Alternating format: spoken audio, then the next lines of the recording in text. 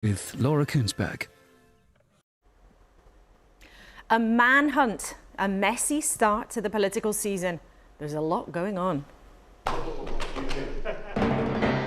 A hug far away from home.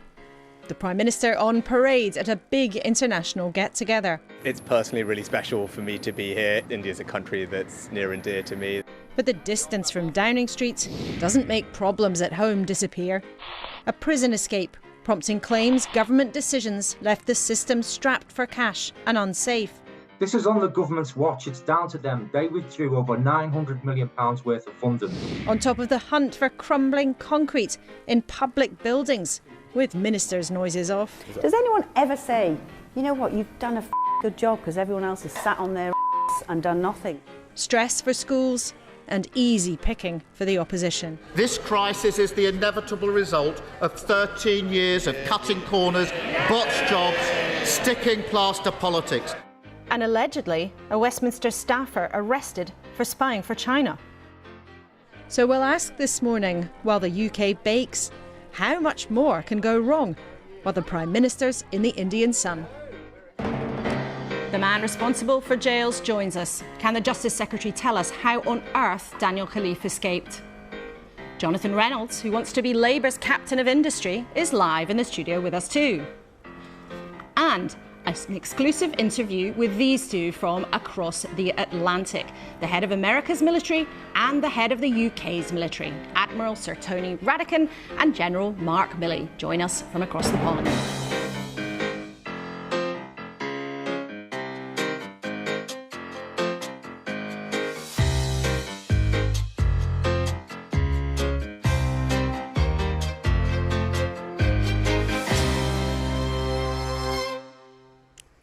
Hello, and with us on a busy weekend for the news.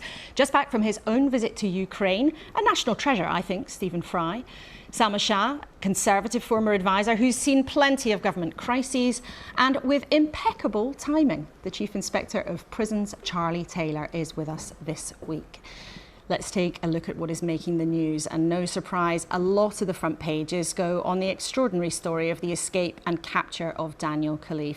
The Independent says captured, with a picture of the canal path in West London where he was found. The Mail on Sunday has clues about how they claim spooks tracked him down using phones. The Mirror says he had bragged that he would escape from jail, but also includes a picture of that terrible earthquake in Morocco. And we can show you here some of the latest images of what is happening there. These are drone images of some of the attempts to rescue people from the rubble. An appalling situation unfolding. But what's getting a lot of tongues wagging in the UK this morning is the front page of the Sunday Times. An incredible story. Allegedly, a House of Commons staffer has been arrested on suspicion of spying for the Chinese. Well, let's kick off with that. I mean, Salma, you worked in the Home Office, among other departments. What will be going on in government right now? Now we know this. Well, the particulars of the story are about this parliamentary researcher having influence or relationships with ministers with classified information. So if they haven't already been part of the investigation that led to his arrest, then certainly they'll be looking through to understand what contact this person had, whether there's been any breach of that classified information, and certainly what other relationships they may have been involved with this researcher. And these are allegations at the moment, and we don't know exactly what's happened. We should be clear about that. But just briefly, how serious is something like this? If you're watching at home this morning, how much of a concern should it be? I think it's a big concern in terms of diplomacy with China, because there are Whitehall sources that are quoted in this piece talking about this being an escalation. So I think the diplomats are going to have to do a lot of work to understand what has prompted this and what has motivated it. I think in terms of the seriousness of this researcher, it's about influence. It's not about exposing secrets, as far as we can tell at this point. OK, well, Downing Street has said the Prime Minister's raised this, actually, with the Chinese government at the G20 summit this morning. Let's talk then about the biggest story of the week, Daniel Khalif's escape from Wandsworth Prison. Now, Stephen, not many people might know, but you actually went to jail as a teenager. Yeah, I did. But as an adult, you spent some time volunteering at Wandsworth Prison. So for people who've never been inside a jail, or certainly never been there, what's it like? It's a pretty squalid place. It's crowded. It's not very happy. I gone in to help with their radio station. They have an inmate-run radio station, which is very well done. And there are other things that come in from the outside, theatre productions and so on. They're all, I mean, charming efforts to raise the happiness levels of some very unhappy people. But it's crowded.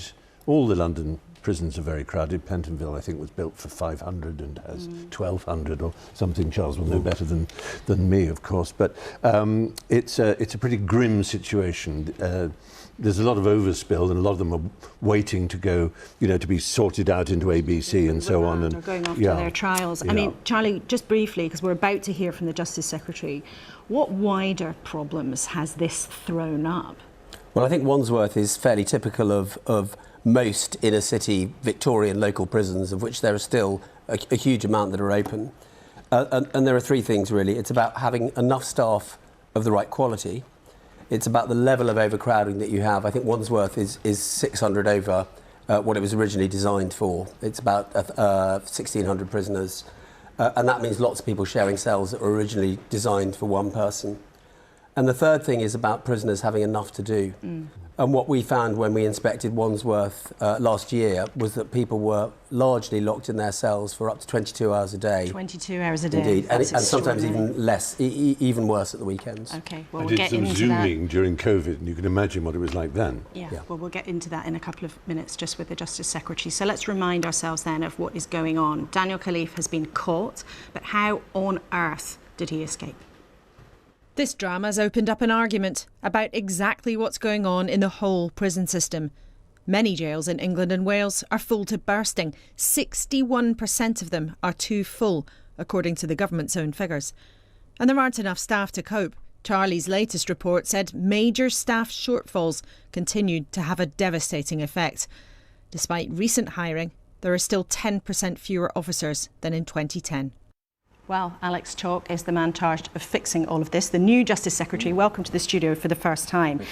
Now, we can't talk about Daniel Khalif's alleged crimes, but we can talk about what is going on in Wandsworth Jail. Were there enough staff on duty on the day he escaped with the right training? OK, well first thing to say is I want to thank the Metropolitan Police for seizing him. I also want to stress that these are very rare events. But when it came to light, I initiated two investigations. An investigation first into the circumstances of his escape, but also to the issue of categorisation. But I also asked for an independent investigation so that when we get those conclusions, they will be rock solid. Now, in terms of, I asked for preliminary results by the end of this week. We are now at the end of the week. And I am able to say that it's clear that the relevant security protocols were in place. In other words, protocols about the head count that must be made after goods are unloaded from a lorry, for example, about the searches that should take place to a vehicle before it goes through the airlock and leaves. Those protocols were in place. And second, to your specific question, the relevant security staff were in place. So there were enough staff and they did follow all of the rules, including on vehicle searches? Now this is the point. So the real question is, were the relevant protocols followed to the extent that they should be? And that is precisely what we need this investigation, and indeed the independent investigation to get to the bottom of. Because look, this clearly was a very serious matter. Yes, very rare, and much rarer incidentally than 20 years ago or so, but we've got to get to the bottom of it, and those investigations are in place. But, Minister, we know that on a very regular basis there weren't enough staff in Wandsworth Jail.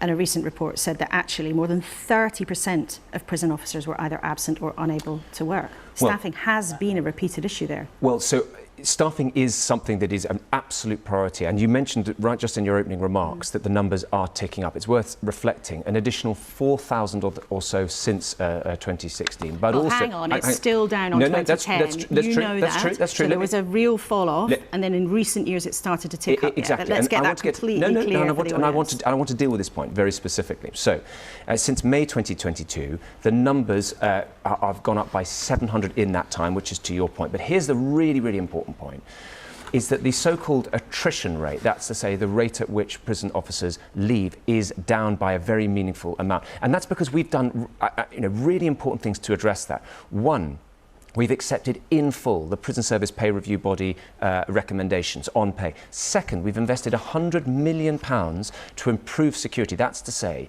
every prison officer having body-worn cameras. That's important because in potentially volatile situations, you can dial down the temperature and ensure that what might have escalated de-escalates, and to really support our prison officers who do an exceptional job. It is a difficult job. But let's come back to what happened at Wandsworth on that day. So you've said explicitly there were enough staff doing the job when he escaped. Did they have adequate training? Because sources we've spoken to this week have questioned whether or not prison officers, especially newer ones, who are coming in to replace those who were lost to the service, have not always had adequate training. So as I say, the critical thing is were the protocols properly enforced and followed, and that would obviously want to consider the issues of training. If I could just make the point, what I can say is that the protocols which deal with things like having unloaded the goods from the van, about whether a call should be made to the control room to confirm a physical head count. That protocol was in place. Now, you might think that's a sort of fairly straightforward, common sense point.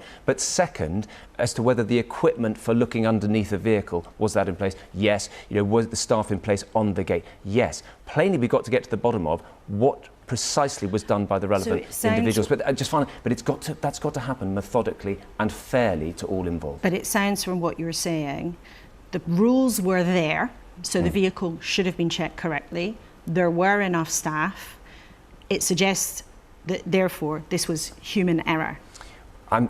It would be quite wrong for me to prejudice the outcome of that. So, as I say, I hope to be able to announce next week the terms of reference for that independent investigation. And it's right, because it's independent, that it reaches full and fair conclusions. I have absolute confidence in the senior leadership of HMPPS to do their own very rigorous, very searching investigation, which has already taken place. But in fairness to that investigation, it has to be allowed to take its course without me prejudging it. The problem, though, here is there is a widespread pattern of flags and concerns having been raised about Wandsworth. There have been reports that there was a similar escape in 2019.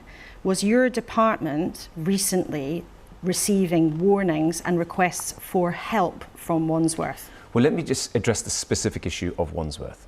As a result of the specific incident and the context you've referred to, that's why there are senior prison service staff on site. That's why there's additional governor support, a former governor who has specific involvement in with security. That's not my question. No, this is an important question. But I've got to specifically address the issue of Wandsworth, because you asked about Wandsworth. And I'm asking you, though, but my question is whether or not your department received recent warnings and requests for help from the London Prison Service or from the jail itself to deal with the situation there. Well, look, we look very carefully. Charlie was talking a few moments ago about Pentonville, or you're talking about Belmarsh. We are in very close contact with all of these prisons. Of course we are. But I want to make this specific point, if I may. I'd like you to answer this specific question. Did your department receive warnings about the state of Wandsworth Prison in the run-up to this escape? Well, one of the really important things that Charlie does, brilliantly, if I may say so, through his inspectorate, but there are also the IMBs, the Independent Monitoring Boards, and there are plenty of bodies that are interfacing precisely with my department. So the points that have been made about crowding, which are fair points, I should stress, however, that this is the situation that was in place. Crowding has been there in the London prisons for 25, 30 years. The difference is, if I may respectfully say so, that this is the government that is doing something about it. And by the way, not just prospectively, we have actually invested £4 billion. This is the second largest programme in government after HS2 to roll out modern, decent, rehabilitative prisons. So if I go to Five Wells, for example, or Fossway, these are exceptional prisons, and I'd love you to come and visit. Really safe, decent, rehabilitative. HMP Millsike is under construction right now, so that we can build capacity but quality too. But hang on, the Ministry of Justice budget in 2019 was around a quarter lower than it was in 2010. Money has been taken out of this service year after year. Now, it has been topped up in the last few years. But do you accept that one of the reasons why there are so many problems in our prisons is because for many years money was being taken out and whittled away? Well, it's certainly the case in 2010. I know in 2010, the situation was we inherited an appalling situation financially, and everyone knows that. We were spending about £750 billion a year, but we were only raising in tax revenue about £600 billion a year. So that's why, health and education were protected quite appropriately. But it's quite, there were challenges in the Justice Department. But as you rightly point out, in recent years, there's been huge investment. And this £4 billion investment is the biggest investment in the prison service since the Victorian and you era. obviously want to emphasise that there have been many criticisms it's about decency of how as well as security. In the last few years. We've got Charlie Taylor with us in the studio this Yes. morning, who's the Chief Inspectorate of Prisons. Charlie, I'm sure you'll have been listening very carefully.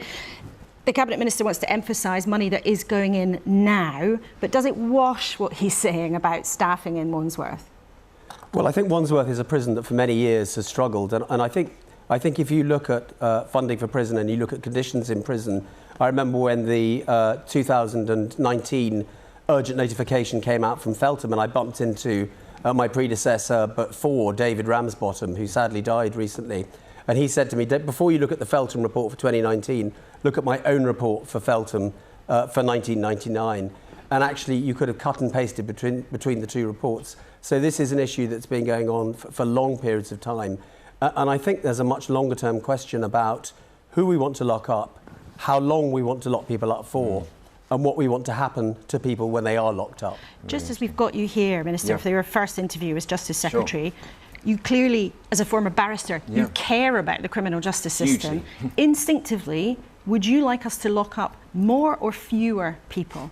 Look, one of the things you know as a barrister is you respect the courts, and therefore you have to give effect to the order of the court. Now, if the judge says, having considered all the material, having considered the plea and mitigation, the evidence from the prosecution, that X, Y, Z sentence is required, my duty as the Secretary of State is to give effect to the order of the court. Politicians decide. No, of course, and that is absolutely correct. So look, we have got to make sure that we are keeping the public safe. When I came into office, I said I wanted to ensure that the guilty are convicted, the innocent walk free, and the public are protected. So, of course, Act 1, Scene 1 is to protect the public. But is the population too high? Because it is much higher than it was, say, 20 years ago, 10 years ago. Well, it's not much higher than 10 years ago, but it is higher than it was 20 years ago. Look, the issue is, notwithstanding the proper point you make about sentencing guidelines and judges faithfully and brilliantly give effect to those, but we also have to recognise there are issues of public confidence. So when, for example, an appalling case like Wayne Couzens, the British people are rightly saying, yes, there should be a whole life order there, because what took place was so appalling, was such an affront to basic human decency about the way he behaved, that he should spend the rest of his life in bars. Now, we have to respond to that. We have to give effect to the order of the court, and we have to uphold public confidence. But it's also, but it's also the case that where, for example, the Magistrates Court or indeed Crown Court judges say, do you know what, there's going to be an unpaid work order here, rather than sending someone to custody. We need to have seriously robust community orders which rehabilitate people as well as punish offenders. So there's a lot on your to-do list in the Justice Department. Let's talk about an important story this morning revealed by the Sunday Times. Allegedly, a parliamentary staffer arrested for spying for the Chinese, targeting senior Conservatives. Now, Downing Street has expressed its concern. We understand Rishi Sunak has expressed his concern to the Chinese Premier this morning at G20. But what are you actually going to do about this as a government? I mean, have the Conservatives been taking the threat of China seriously enough? Because maybe this suggests you haven't. Well, look, I mean, the Prime Minister has framed the issue of China very well. He's called it an epoch-defining challenge. So you cannot wish away China. China is the world's second biggest economy. When we try to address climate change, China is responsible for about 28, 29, 30% of global emissions. We in the UK are 1% of global emissions. So just, let me just address that. So on the specific point, however, on this issue of threat, in the instant case, let the police do their job. If there are to be proceedings, we don't want to say anything which prejudices those proceedings. But we proceed with caution when it comes to China. So that means we stand up for human rights. We stand up for the rule of law. But what it also means is that we strip out Huawei, for example, from our 5G network. So I'm from Cheltenham, we have GCHQ in Cheltenham, and they will be playing their part as well to ensure that we are cyber secure. And that is something which is why we call it an epoch-defining challenge. It means that you engage, but you engage with caution. Some of your colleagues, though, including Conservatives like the former leader, Sir Ian Duncan-Smith, think that you should be much tougher, that China should be declared as a threat. The former Prime Minister, Liz Truss, believes that as well. Shouldn't you be taking a more aggressive line? Well, we have to take a calibrated line. That's the point. I think it would be wrong, and the British government is in the right position. It would be totally wrong to simply disengage. And incidentally, our other G7 allies, if you look at France, you look at Germany, they're adopting a similar approach as well. So, of course, there are plenty of things taking place in China which we are right to raise with the Chinese. We will always uphold our values as a rule of law nation, as a nation that believes in human rights, fundamental human rights, and we won't be afraid to assert them. But it will be quite wrong to pretend they don't exist and don't engage, given that livelihoods in our country depend upon what happens in Beijing. It's right to engage. Okay, and lastly, a few minutes ago you were talking about your belief that the public want to see people who should stay in jail, who are a danger, stay in jail. Now, viewers might remember the terrible case of the murder of Joanna Simpson. Yeah. She was killed by Robert Brown, her husband. Now, this is important now because there's an impending parole decision about whether or not he should be let out after 12 years, I believe, of his sentence. I know you met her family recently. I think we can show viewers an image of that meeting. Can you tell us when that decision is coming and how sympathetic are you to their case? You know what, when it was one of the first meetings I had as Justice Secretary, and it was so appalling to hear what happened. I found it personally very painful to hear, and you know what I said is I will do everything I properly can within the law to keep the British people safe and to ensure there is justice in her case. There is not much more I can properly say because there is a danger that, frankly, you prejudge issues. I'm not going to prejudge them. I will address them as I can. But the family have my word, and Hetty, her friend, has my word. We will do everything we can to keep her safe and to ensure there's justice in her case. Okay, Justice Secretary Alex Chalk, thank you very much for being with us and with our viewers this morning for the first time in your new job. Thank you very much indeed. Well, let us know what you thought of the Justice Secretary's answers about all of the dramatic events that have happened in his short time of the job so far. You can email me, kuenssberg@bbc.co.uk. If you're social media inclined, you can use the hashtag #BBCLauraK, and we'll try and share some of your conversation later in the programme. And the headlines, as ever, are unfolding on the BBC Live page. The address is there for you now. Now then, to my table trio. Charlie, there you were highlighting the long-term issues here. Alex Chalk obviously wanted to highlight what the government's been doing in the last couple of years, but was he realistic about the scale of the problems? Well, it is an enormous challenge, and I think when you just look at things like recruitment, it's not just about the pipeline of people coming in, it's also about the quality of people coming in and the fact that many people are leaving the job after quite short periods of time. And one of the reasons for that, and governors tell me this, is that governors themselves have no part in the selection of staff who come and work in their jail. Well, the boss can't choose their staff. The boss can't choose their staff. And I'm a former head teacher, and I sit there aghast at some of the things that governors can't do. They can't commission work. I spoke to a governor last week who said that in order to buy a pot of paint, she had to go through some long procurement exercise through the centre rather than simply send someone down to Howdens to get buy a pot of paint. To buy a pot of paint to decorate themselves. So there's a sort of bureaucracy around prisons which makes things incredibly complicated and means that governors, some of them unbelievably impressive people who do an absolutely brilliant job, but often their hands are tied by what seems to me, coming from an education background, like an extraordinary level of bureaucracy. Some of the Conservatives are always talking about getting rid of bureaucracy and red tape, and it sounds actually in this situation that the prison service is hamstrung. I think what's interesting about it is that bureaucracy in these instances are so complex that I don't think many ministers actually understand it, and they don't really understand the pinch points that Charlie is talking about. So if there was a movement, instead of just talking about it in cash terms, the money is the money, it's not going to change, and it probably isn't going to improve for a while. So what are the other things that can be done? And removing bureaucracy, removing centralisation might be one of the things that actually opens this up, and might not be the whole answer, but it might help to a greater extent. Stephen, what did you make of what the Minister was saying?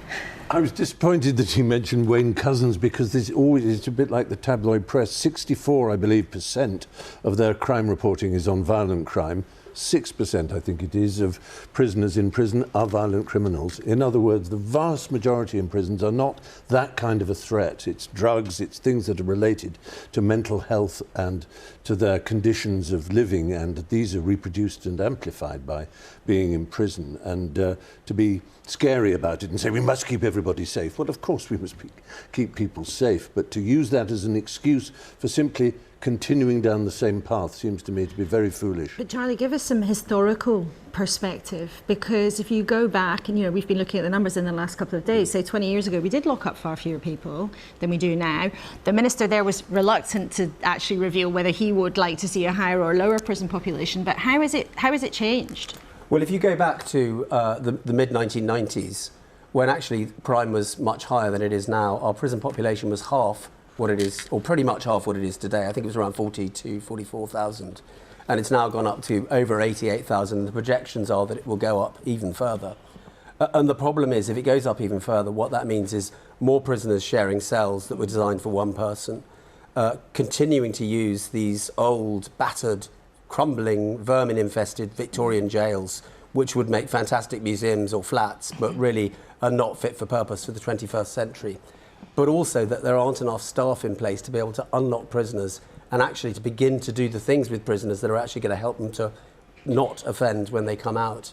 Prisons have got a public protection duty to keep people locked up when they're inside, but they also have a public protection duty to make sure that they put in place the things that mean that when someone leaves prison, they're less likely to reoffend. And reoffending and rates you won't are really rehabilitate high. someone if they're banged up in their cell for Oscar 22 Wilde, hours a day. after he left Reading Jail for 2 years hard labour, he wrote a letter to the press in which he said, in a Christian or in a civilised society, when a prisoner leaves, they should be embraced, they should be welcomed, they should be thanked, they should be congratulated.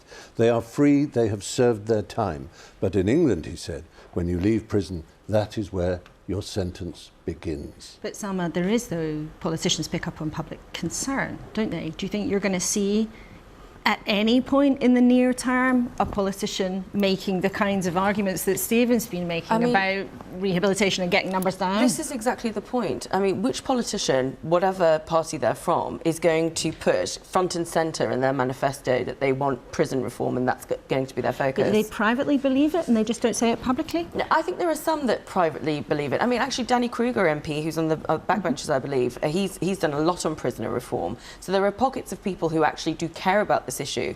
But on a macro level, are they going to stake an election on issues like prison reform and rehabilitation? But just to go back to something you said, you asked the Justice Secretary, does he want to see a lower prison population or a higher prison population?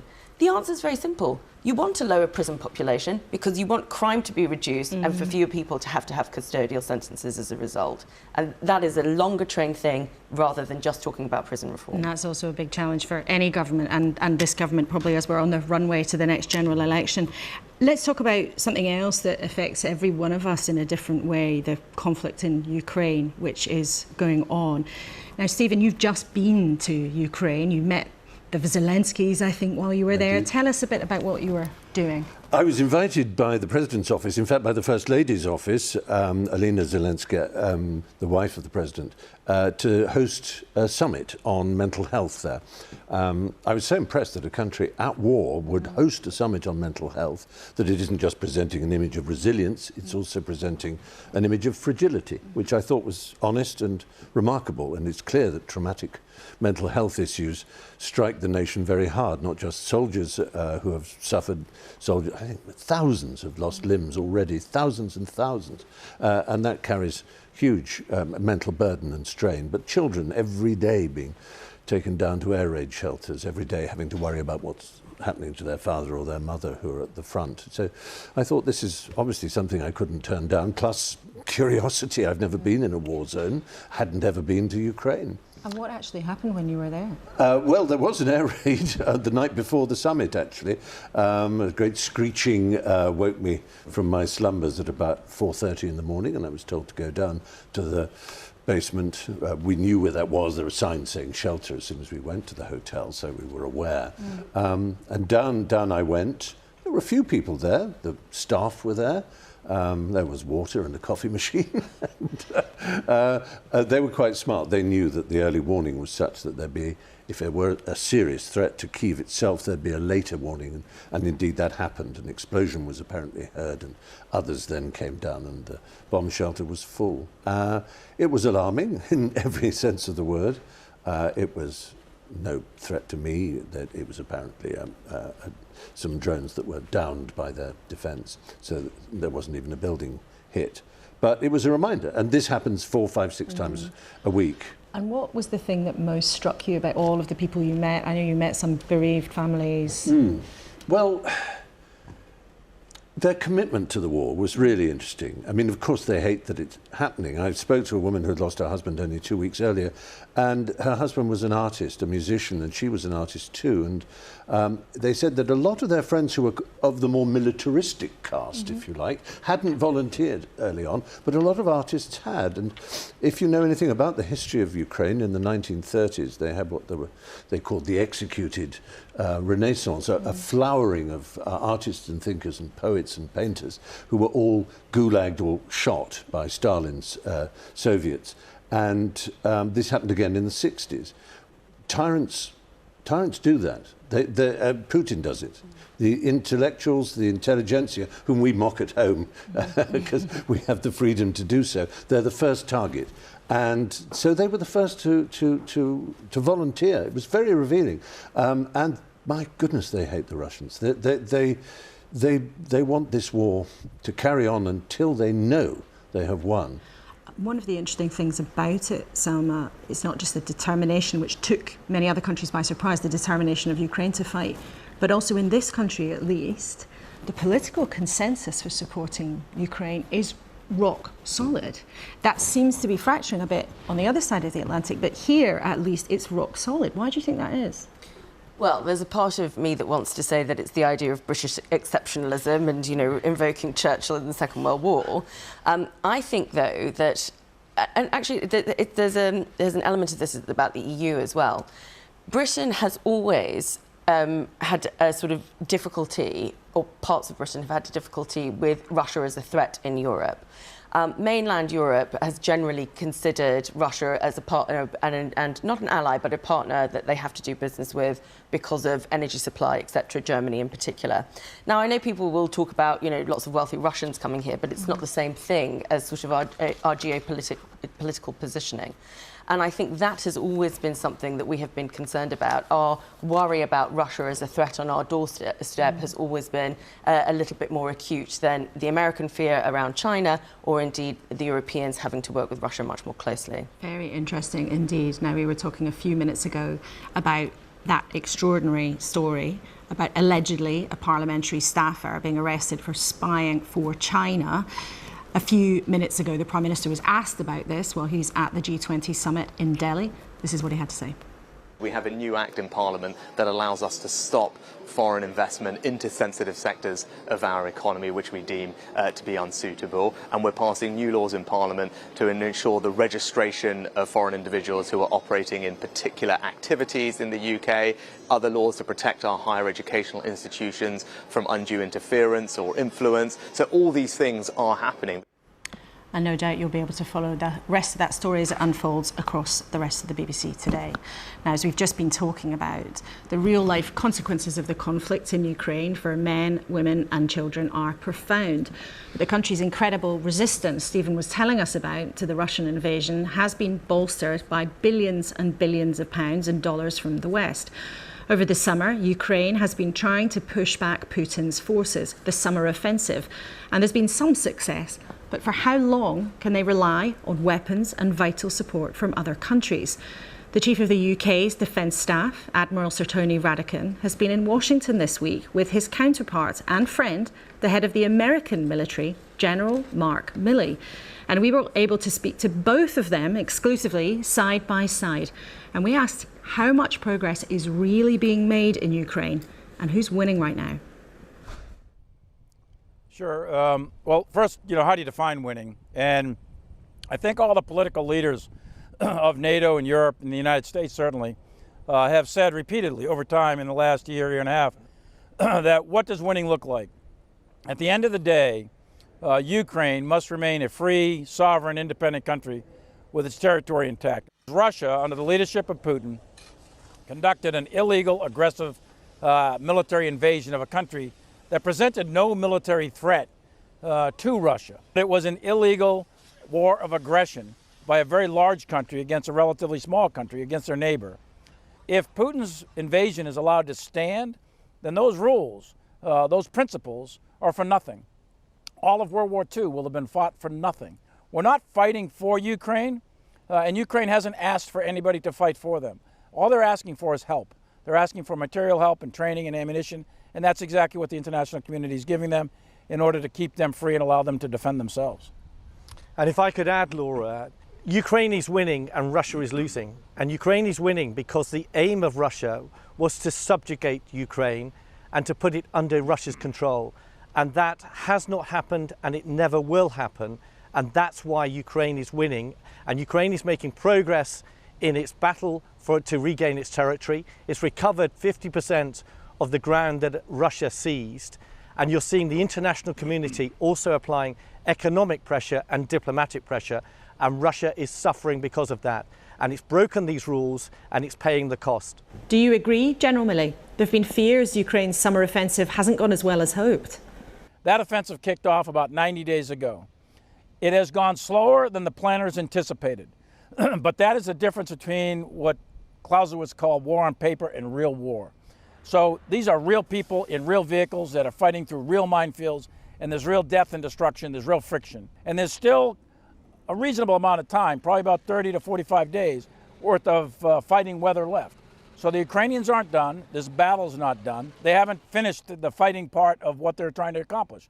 So we'll see. It's too early to say how this is going to end. They at least have achieved partial success in what they set out to do. And that's important. And then the rains will come in. It'll become very muddy and it'll be very difficult to maneuver at that point. And then you'll get the deep winter. And then at that point, we'll see where things go. But right now, it is way too early to say that this offensive is failed or not failed. But can the West's support for Ukraine just go on without limit? I would point you in the direction of the comments of our leaders and the clarity that they have all provided in terms of sticking with Ukraine, both in the here and now and also for the long term. When you look at that international partnership and you compare it to what Russia has, and Russia is acting principally on its own, and then where it looks for help, it looks to dubious partners like Iran and North Korea. And it's really clear which side any sensible nation would want to be on and what the heft of that larger international community can provide. But the departing Defence Secretary, Ben Wallace, suggested Ukraine can't rely on the West like an Amazon service for weaponry. To say whether it's, like an Amazon sort of thing, that's an analogy I personally wouldn't use, but sure. We are supplying them, we're supporting them, and we are going to continue to do that as long as our political leadership deems that. And I will tell you that it's having real results on the battlefield. But what would the consequences be if that support comes to an end? If we don't do that, then I think Ukraine will be at a very, very great military disadvantage. But I will also say, regardless of support, the Ukrainian people are not going to stop fighting. They have been free since 1991, and the best I can tell, they have demonstrated incredible courage and resilience in the face of overwhelming odds. And it is very unlikely that the Ukrainian people will stop fighting until they achieve their objectives. What is going on in Moscow? Putin seems to be cozying up to North Korea. I think it's much more in the territory of desperation. It's a reflection of the catastrophic mistake that Russia made by invading Ukraine. And it's a reflection of how few partners Russia has around the world and where it needs to seek help. And it's also a reflection of the domestic situation in Russia. You've got to look at the fact that the economy is under pressure. The sanctions are having a greater impact. It doesn't have a raft of international partners. It's lost 500,000 people that have fled the country. There's at least 1 million more that want to leave the country. It's struggling to have enough people to keep supporting the war. So this is an act of desperation, and that's why we need to focus on Ukraine, focus on the resolve and the will to fight of Ukraine, and that is why we continue to support Ukraine, and we need to reflect on Russia's desperation and see it for what it is. Now the US presidential race is hotting up. General Milley, would US men and women in uniform serve a commander-in-chief in jail? Well, as you know, Laura, our oath of allegiance for the United States military is to the Constitution. It is not, the United States military is unique in that. We don't take an oath to a king, a queen, a country, a president, a tribe, a religion, or any of that. We take our oath to document the Constitution of the United States of America.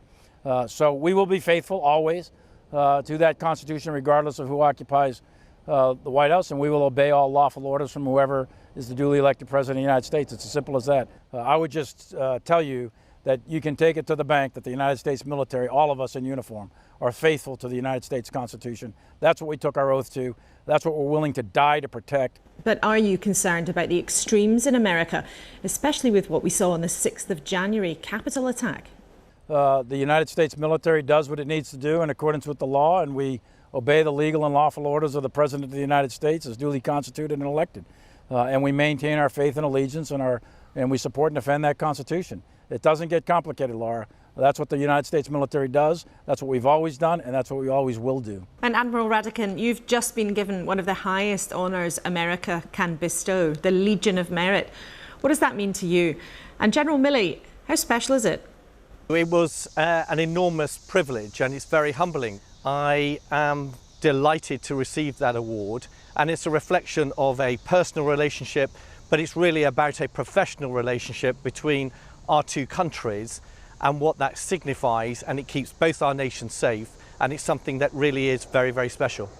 And the Legion of Merit is one of the highest awards in the military system of the United States, and it's the highest award that we give to non-United States officers. And it really signifies, as Tony just said, the relationship between the United States and the UK. And even though we had a rough start at the very beginning, we have been shoulder to shoulder in so many conflicts, and we have a bond in blood, common values, and the relationship between the British military and the American military is as strong as it'll ever be. And in a few minutes, right after this interview, we'll take Admiral Radican over to Arlington, and he will lay a wreath at the Tomb of the Unknown Soldier.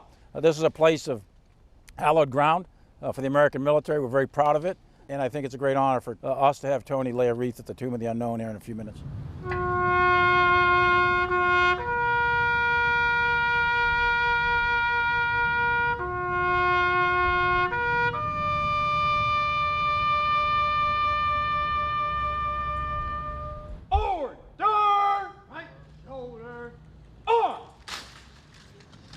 And lastly, General, you're about to stand down after an extraordinary career. What's next? Might politics beckon? You wouldn't be the first. Absolutely not. So I have zero desire whatsoever to enter into politics. I don't intend to do that. I'm a grandfather. My wife and I are going to look after the kids and the grandkids, and we'll do all that, and I'll do whatever's necessary in the future as long as I can draw a breath to defend the United States of America and defend its Constitution. Where that direction takes me, I don't know, but I can tell you one direction it won't take me is into active elective politics. And I'm going to restrict myself to saying that I really wish Mark a happy retirement, and I value our friendship, I value our relationship both as a personal level but also at a professional level, and I'm not too sure that I would wish to curse him with some kind of endorsement for a life in politics. I think a happy retirement and whatever Mark wants to do, and I'm sure that our friendship and relationship will endure in the years to come. I'm going to run for best granddad. That's it. I'm sure somewhere in the world there is a political contest for best granddad, but the two heads of the military on both sides of the Atlantic speaking to us exclusively there. Now, back to home. A few months ago, Labour Shadow Business and Trade Secretary Jonathan Reynolds said that voters were yet to comprehend the scale of Labour's ambition for the economy. What does he reckon now? Well, he's here in the studio. Let's start, though, Jonathan, with the big story of the week, the escape of Daniel Khalif. Now, the Justice Secretary a few moments ago told us that all of the protocols were in place and there were enough staff. But is Labour satisfied with the government's explanations so far?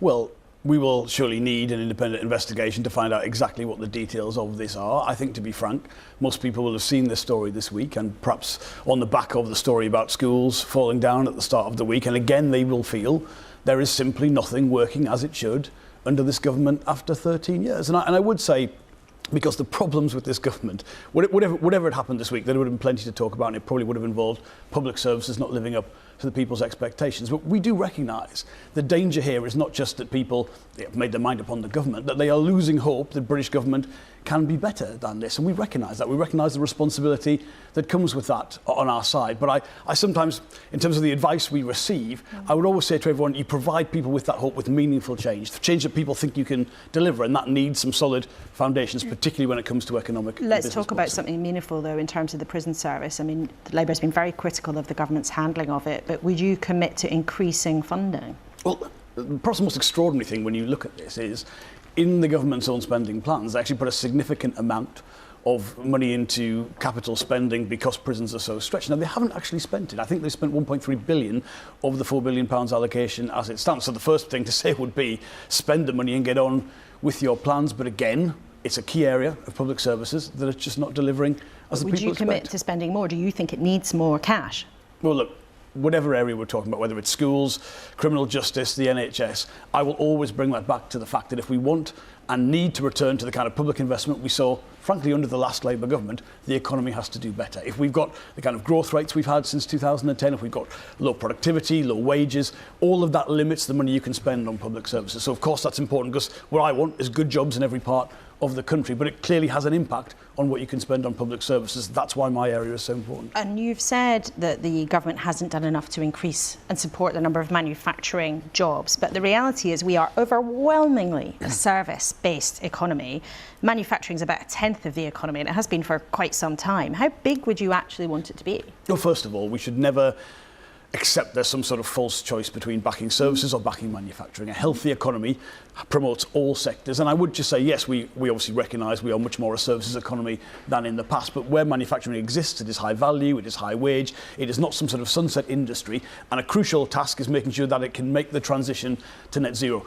What we're pointing out today is, if you look at the scale of ambition from, say, the Americans with President Biden and his industrial policy, we cannot ignore the impact that has had on how relatively attractive we are to investment. We have the lowest business investment already in the G7. And I know people want to always talk about how much money would go into this public service or that.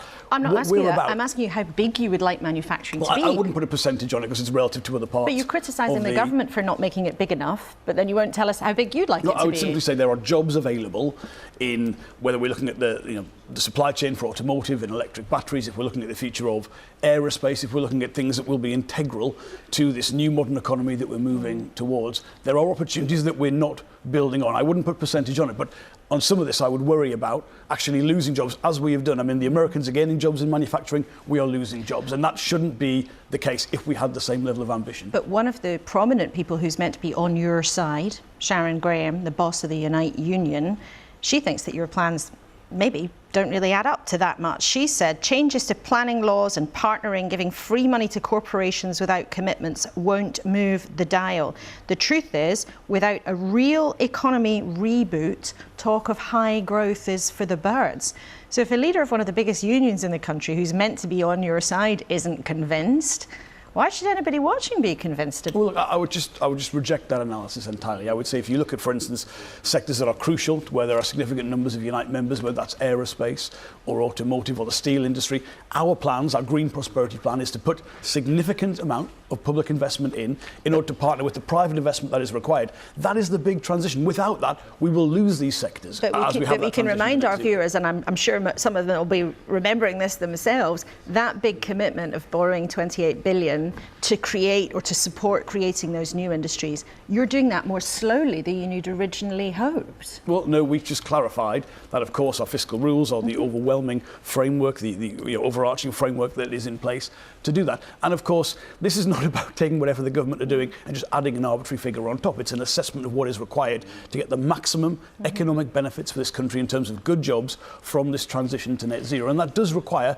a degree of public investment. But, changes to planning and changes to the apprenticeship levy and the skills system, making Brexit work better, devolving power to parts of the country where economic policy could work better. These are not small commitments. Yeah. And again, I oppose any sense that meaningful change that adds up to a substantial, much more comprehensive industrial policy for this country is in some way small beer, because it's not. These are the things that will attract and change those big private investment partners. But it was interesting, you did say earlier in the year you weren't sure if people really got that yet, if they understood how ambitious you really are Do you think they understand that? Well, I simply have the humility to say that no one on the Labour side thinks the job is done. We know people in many cases have made up their mind on the government. I think they're right to judge their record over that 13 years. But there's a responsibility on us to keep with that message of how change will make a real tangible difference. Not because we're announcing things or got aspiration or getting into whether this is where it sits on a political spectrum, but real change that will make a difference to their lives. And I would simply, again, look to the scale of some of our policies. I mean, look at the growth of the gig economy in the last few years. In some ways, it's to be welcomed, but it has come, in some cases, at the expense of working conditions and employment rights. We're going to change that. Look at what we need to do on some of our big sectors of the economy to make that transition. We're going to do and put that in place. Look at things like making Brexit work better. These are not small things, but they can be delivered by an ambitious government. There'll all be things I'm sure we'll talk about with you in the coming months, but I must ask you about this story this morning about allegedly a parliamentary staffer spying for China. Now, when there was a similar issue not so long ago with a Labour MP, Barry Gardner, that was affected your party. Are you confident now that there won't be similar allegations involving people spying for the Labour Party? No, I'm appalled by these allegations, with the usual caveats that we'll obviously have an investigation in place, but democracy, freedom, the rule of law are integral to the UK, and that any country may seek to interfere in that in some way would be absolutely shocking. I imagine on the Conservative side this news this morning was something they didn't know about. It's a shock to them, so I don't think anyone can give those assurances. We'll have to work with the security services about this. But on China policy more broadly, there is clearly a set of economic relationships which are already in place. You can't just decouple from China, but you can't treat China like an American or a European company coming through. So we've got to be, it's a mix of cooperation where that's possible, but we'll have to confront these issues where they exist. And does Labour believe that China is a threat to the UK? I think when you have a story like this, it would be naive to say anything other than that. There are areas where I think that economic relationship can be a positive one and actually might, over the long term, be a positive thing, but you cannot treat it in the same way, especially when you've got these appalling and shocking allegations today. OK, Jonathan Reynolds, thank you very much indeed for being with us this morning. It's always great to have you in the studio. Now, it is nearly 10 o'clock and we started this morning talking to the Justice Secretary, Alex Chalk, after another messy week for the government with a terror suspect escaping from jail. I asked him if he knew yet what had gone wrong at Wandsworth Jail. It's clear that the relevant security protocols were in place. The relevant security staff were in place. So there were enough staff and they did follow all of the rules, including on vehicle searches? Now this is the point. So the real question is, were the relevant protocols followed to the extent that they should be? Now, as ever, you have been getting in touch. Thank you for letting us know what you think. On jails, Brian Kirk said if they have to spend 23 hours in their cell, it will give them time to think about their impact on their victims. But Claire Riley, a different viewer, wonders how many people are in prison purely because they have been failed by mental health services. Thank you, as ever, for sharing their views. We do read them all, and as you know, we use them as questions on the programme sometimes. So thank you very much indeed for getting in touch. Now, Labour, of course, as we've just heard from Jonathan Reynolds, is always keen to talk about how tricky things have been for the Conservatives in the last few years. Whatever your political views, the reality is it has been an incredibly bumpy, chaotic time. So here at the BBC, we set out to work out why in a new documentary series that someone sitting close to here, well, me, has been working on for the last few months. This place is meant to be in charge. Thank you very much. But with 5 Prime Ministers in 6 years, it hasn't felt that way. We became a laughingstock. I don't know a single MP who didn't get a death threat. I have been a systematic plotter who's tried to remove the Prime Minister. I said he won't be satisfied until he burns the house down. In the way President Trump used to operate, I was sacked on Twitter. I said, I think you've got 3 weeks now. Just how close did our political system come to falling apart? I think we lost our minds. And will it ever be the same again? It is the end of normal. State of chaos, that's not just describing my life. Salma, you were in government for a lot of that period. We're looking at 2016, from the morning after the referendum until the departure of Liz Truss. Why do you think things went so mad or were so sort of traumatic? There are a number of reasons. I'm going to watch this programme and be slightly triggered by it. I think that there is a bit of a fundamental failure in terms of the types of people we are recruiting and have in politics. I think there needs to be a big change in mindset of the kind of people who are coming in and what public service actually means. I hear all the time that people say, oh, well, politicians should be paid more and that's why it'll make it better. That's not what public service is. And I think we've also gotten into this playbook that politicians think that they have to answer things in a certain way, they have to do things in a certain way, and that there is a playbook by which they can function. And it's just not true. You have to meet the challenges of the time. And I think that's why there was a lot of chaos, because people just didn't know where to go. People were trying to follow the same rules in a very fast-changing world. I mean, Stephen, it's been an extraordinary period. You know, COVID, Brexit, all of those things. Brexit, we must mention Brexit. The Labour Party is afraid to mention it. It was a catastrophe and everybody knows it deep in their bones. Well, and not everybody would agree with you. They know it, of course they do. And certainly the rest of the world does. But aside from that, yes, it's funny because it's a clown car crash and you can't help being amused by it. But unfortunately, during that time, so much was taken out of what should be the run of politics.